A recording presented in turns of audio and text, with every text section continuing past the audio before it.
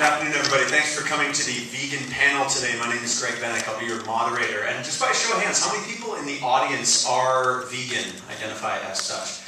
Holy crap, that's a lot. How many people are not vegan or have never been or are just curious and are here? Very cool. Good to see all of you. We're going to be talking today about veganism with a very diverse array of amazing people here on stage and what they do in their lives as music-related vegans in the world.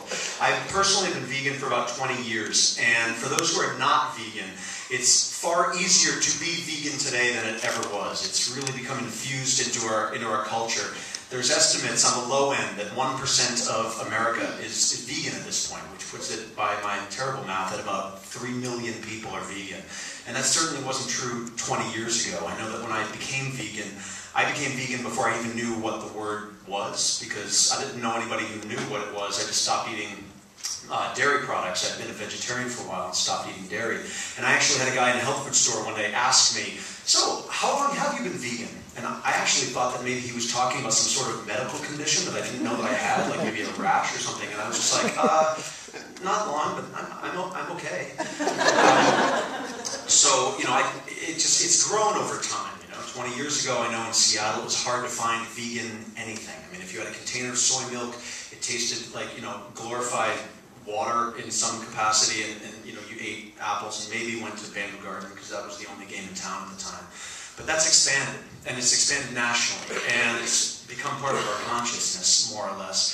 And we invite anybody who is vegan to share the word with people who are not, and anybody who's not to ask questions a little bit later. But what I want to do today is get to our amazing panel. We have here people from different walks of life, quite obviously, and different backgrounds musically and whatnot. And I want to introduce Larry Brady right now, who's going to talk a little bit about what he does as a vegan and as a musician out in the world. Hey, as Greg said, my name's Larry. I've been a vegan for about 5 years now, so I'm still relatively new to this, actually.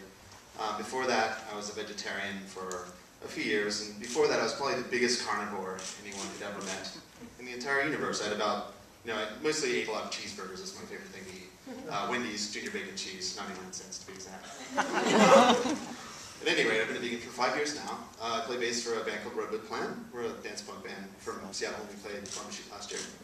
And yeah, really excited to be here. Really excited to be performing in Farm Shoot again. Very cool, very cool.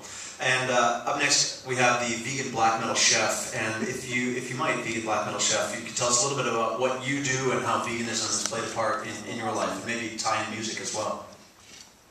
Well, what the fuck is up, Seattle?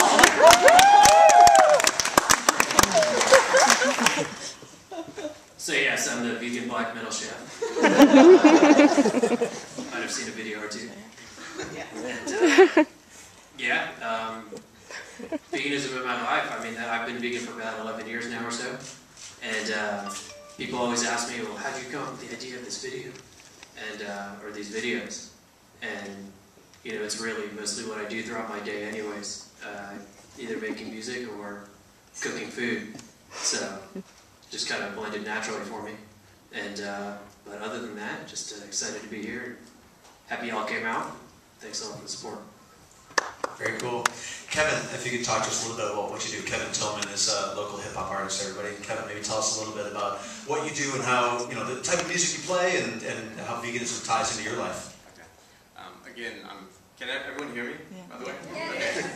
I'm Kevin Tillman. I founded the vegan hip-hop movement in 2005.